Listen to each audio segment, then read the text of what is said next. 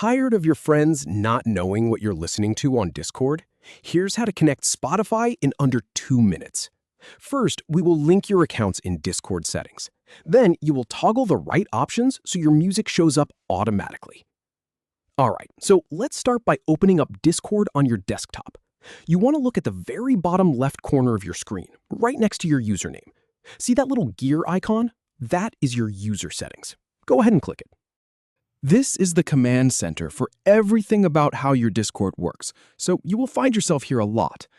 Now, on the left-hand side of your settings, you will see a big list of options. It can look a bit overwhelming, but just scroll down until you see a section called Connections. Click on that. So here is where the magic happens. You will see a bunch of different platform icons.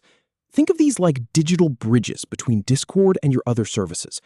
Look for the Spotify logo, that green circle with the black squiggly lines.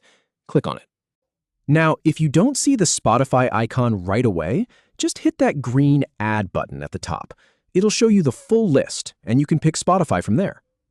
A new browser window or tab will pop up. This is the authorization step. It is asking Spotify, hey, is it cool if Discord reads what you are playing? So just log into your Spotify account if you are not already signed in, and then click the button that says Agree or Authorize. Give it a second for the connection to sync up. Once that browser window closes, switch back over to Discord. You might have to click that Connections page again. And here is the really important part. Under the Spotify box, you will see two toggles. One says Display on Profile. The other says Display Spotify as your status. You want both of these switched on. This is what makes your music visible to your friends. Without these toggled on, your accounts are connected, but nobody sees anything. Now for the fun part. Go open Spotify, find a song you love, and hit play. Jump back to Discord and look at your own profile card. You should see the album art and the song title appearing right there.